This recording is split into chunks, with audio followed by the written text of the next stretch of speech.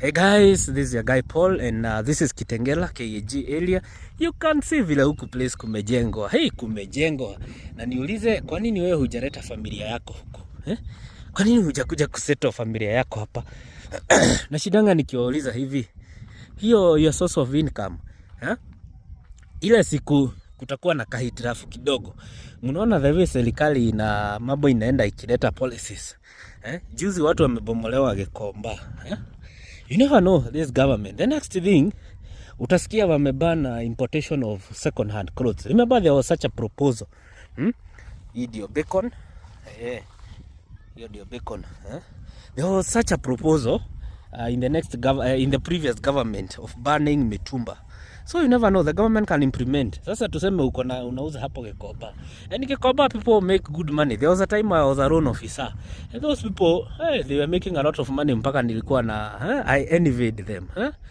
Nilikuwa natamani kukua kama wao. So anyway, what I'm saying, kama hauna plot unakosea. Kuja hapa, tuko na kaofa hapa. Tumesema hivi. Mambo ni mawili.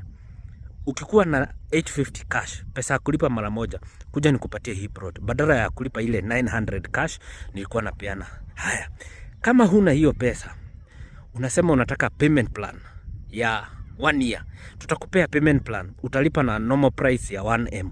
Na utawekelea deposit ya 10% ambao ni ya 100k. Haya, na tumesema site visit ni kila siku.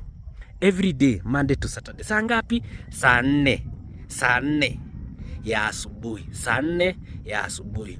Sawa sawa. Namba yangu iko wapi? Hapo kwa bio. Unaona hapo? Hapo kwa bio, hapo. Namba yangu iko hapo. Mkuje tuende site na tuweze kujenga huku, tuishi huku, tuenjoy, watoto wetu wafurahi, wasomee huku. Bali hakuna kelele, hakuna noise pollution. Hakuna wizi. A very cool, calm and collected place. Sawa sawa. Unaona huku kawedha. I wish ni vile tu sitaki kupiga picha ya video ya watoto wenyewe wakicheza. They are still minors. But ningekuonyesha watoto, wazazi wao wanakuja wanatafuta vijana wana clear place kama hii kiwanja, and then watoto wanachezea football hapo. How beautiful that is. So guys, mkuje tuende site visit. Sawa sawa.